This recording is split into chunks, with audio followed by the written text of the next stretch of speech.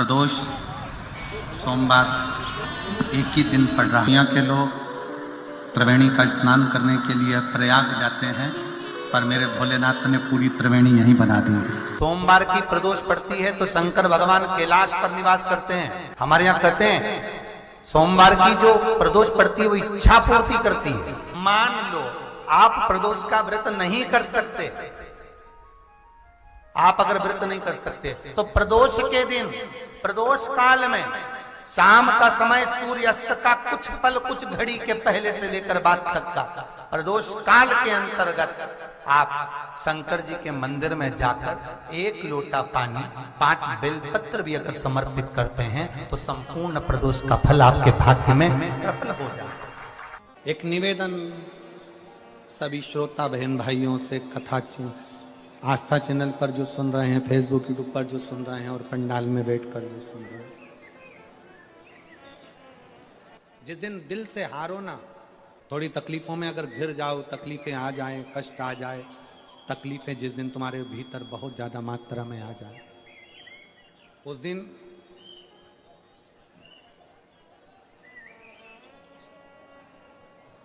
तीन बेलपत्र, एक बेलपत्र में पीला चंदन, बीच वाली पत्ती।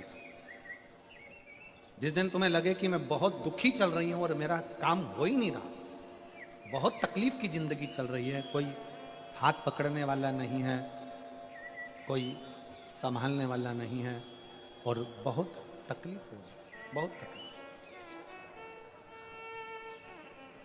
उस समय पर एक बेलपत्री के बीच वाली पत्ती पर पीला चंदन, दूसरी पत्ती पर लाल चंदन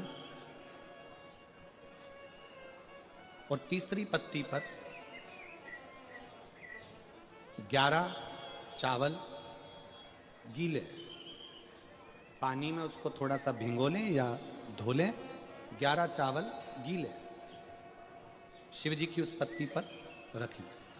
सबसे पहला पीला चंदन का बेलपत्र, दूसरे नंबर पर लाल चंदन का बेलपत्र, तीसरे नंबर पर जो 11 चावल आपने धोकर रखे हैं वो हाथ की हथेली में रखना है और हाथ की हथेली में रखकर अपनी कामना कर कर भगवान शंकर से विनय कर कर पंचाक्षर मंत्र नमः शिवाय या षडाक्षर मंत्र ओम नमः शिवाय या श्री शिवाय नमस्तुभ्यम बोलकर उस बेलपत्र पर सीधे हाथ में रखकर उल्टे हाथ का स्पर्श कर कर बाबा से अपने मन के भाव कहकर शंकर के शिवलिंग पर उसे समर्पित कर दीजिए। एक ही लोटा जल, जहां से जल बहता है अशोक सुंदरी वाली जगह, एक ही लोटा जल जहां से जल बहता है उस जल बहने वाली जगह पर 3 बार उस जल को अपनी कामना कर कर श्री शिवाय नमस्तुभ्यम या पंचाक्षर मंत्र या षडाक्षर मंत्र बोलकर 3 बार उस स्थान पर गिरा दीजिए। गिराने के बाद में बाबा से विनय कर कर अक्षत वाली जो बेलपत्र है, एक बेलपत्र और एक अक्षत उसमें से अपने लिए लेकर आ जाओ। उसको 2 महीना 3 महीना अपने घर में रखिए। जितना भी दुख है धीरे धीरे बाबा समाप्त कर कर खुशियां घर में लेकर आता ही है। दुख समाप्त होगा, खुशियां घर में आएगी जरूर। जो बेटियां ससुराल में दुखी हैं, बहुत कष्ट में हैं, या आपस में समाजस पति पत्नी का नहीं बन रहा है या कोई विवादित वाली बात है, तो निवेदन है तलाक पर बात को लेकर मत जाना। एक बार बाबा देवाधिदेव महादेव का एक भाव जरूर प्रकट करना। महाराज श्री अवधूतेश्वर महादेव का नाम लेते। कौन से महादेव? अवधूतेश्वर महादेव का नाम लेकर थोड़ी सी मूंग, हरी जो मूंग होती है, उस मूंग को गला लीजिए पानी में। गलाने के बाद में उस मूंग को शिव मंदिर में ले जाकर भगवान जो नंदीश्वर विराजमान होते हैं वहां रखकर 7 बेलपत्र उस मूंग पर चढ़ा दीजिए। चढ़ाकर बेलपत्र मेरे देवाधिदेव महादेव को अवधूतेश्वर महादेव के नाम से समर्पित कर दीजिए। वो मुंह उठाकर गौशाला में या आपके रोड पर कोई नंदी दिख जाए या गौशाला में कोई नंदीश्वर हो तो उस नंदी को वो मुंह खिला दीजिए थोड़ी सी। 3 या 4 प्रदोष करोगे, तलाक तक बात नहीं पहुंचेगी, आपस में प्रेम बढ़ जाएगा, बेटी को सम्मान मिलना प्रारंभ हो जाएगा और टेंशन समाप्त हो जाएगा, परिवार नहीं टूटेगा। जिस महीने में जो प्रदोष पढ़ा करे, जब प्रदोष पड़े, बन सके 1 बेलपत्र, बन सके 5 बेलपत्र, शमी पत्र,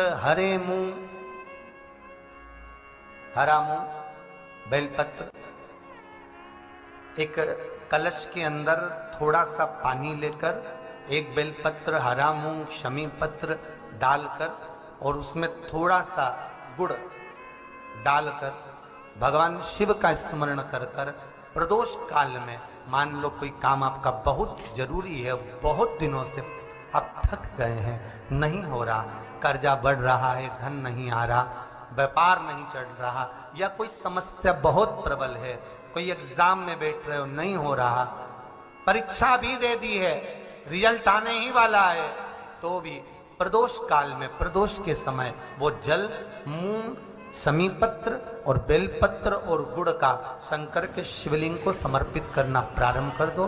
2 या 3 प्रदोष करोगे, बाबा आपकी मनोकामना शीघ्र पूर्ण कर देगा। 2 या 3 करो, बाबा करें। बहुत तकलीफ है, दुख की जिंदगी चल रही है, कोई परिवार में बेटे हैं, बहुएं हैं, बेटियां हैं, सब प्रयास कर रहे हैं, बेटे भी प्रयास कर रहे हैं, बहू भी प्रयास कर रही है, बेटी भी प्रयास कर रही है कि मुझे कोई अच्छा जॉब मिल जाए, मैं उन्नति की सीढ़ी पर चढ़ जाऊं, मैं बहुत आगे बढ़ जाऊं। और बेटा बेटी बहुएं अगर आगे नहीं बढ़ पा रही है तो शिव महापुराण की कथा कहती है कि एक कार्य करिएगा, एक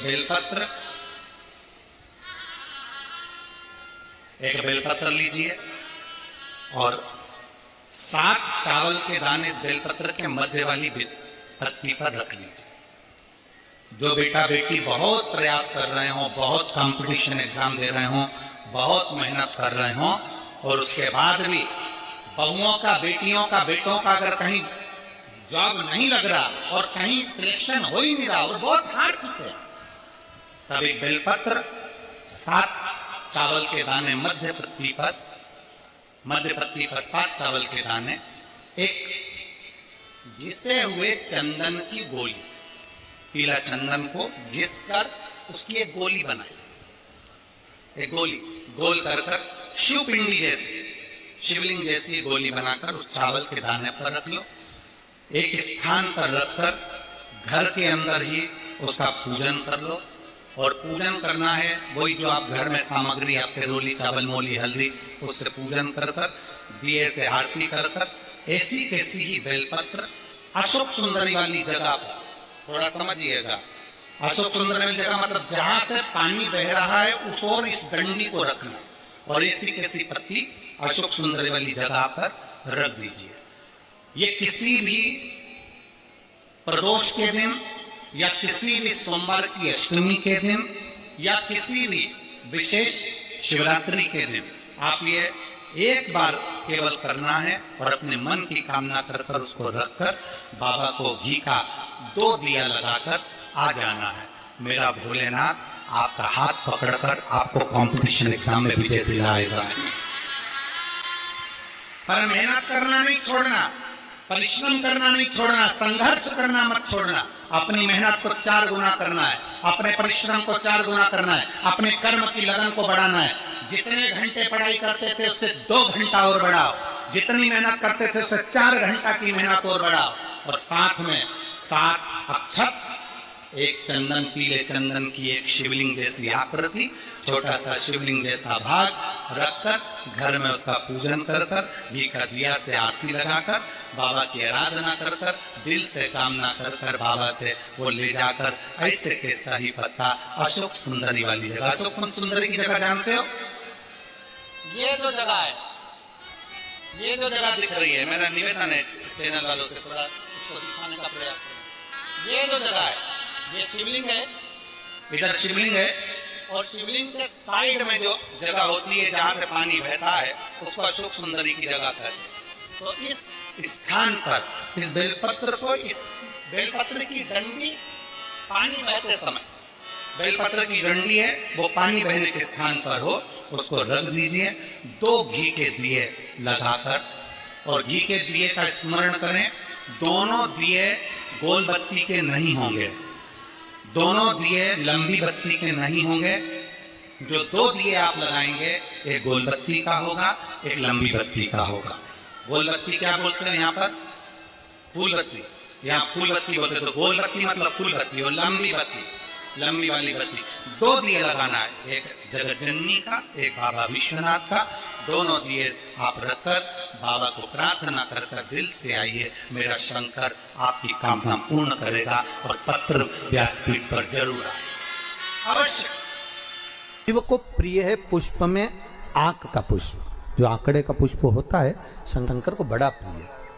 और दूसरे नंबर पर शंकर को प्रिय है शमी का पुष्प, बहुत ध्यान देना महाराज। तीसरे नंबर पर शंकर को प्रिय है महाराज सरसों का पुष्प। सरसों होती है ना, जो राई अपन बोते हैं, सरसों बोते हैं, उसमें पीले कलर का जो पुष्प लगता है। हमारा तो निवेदन रहता है जब तक सरसों आए तो प्रयास करा करो कि सरसों के 108 पुष्प शंकर भगवान पर चढ़ाना प्रारंभ कर दो। महाराज ये पक्का है कि वर्ष भर कोई बड़ी बीमारी आपको घेर नहीं सकती अगर सरसों के फूल शिव को चढ़ रहे हैं तो। और प्रयास करना कि सरसों का जो पुष्प होता है, सरसों का जो फूल होता है महाराज, अगर कोई व्यक्ति को किडनी या लीवर से जुड़ी हुई कोई तकलीफ होती है, या किसी व्यक्ति का एक्सीडेंट हो गया होता है और उसका कोई अंग रह गया हो, कोई शरीर का कोई भाग रह गया और वो काम नहीं कर रहा हो, जैसे किसी के पांव रह जाते हैं एक्सीडेंट के बाद, किसी का हाथ रह जाता है, या कोई अंग काम नहीं कर रहा हो, वहाँ ब्लड पहुँच नहीं रहा हो, वो जगह एकदम सुन्न हो गई हो, खाली पड़ गई हो, तो उसके लिए शिव महापुराण की कथा कहती है कि सरसों के पुष्प 11 शंकर जी के राइट भाग में, जहाँ शिव जी के गण दरवाजे के द्वारपाल मणिभद्र जिस जगह पर निवास करते हैं, कौन निवास करते हैं?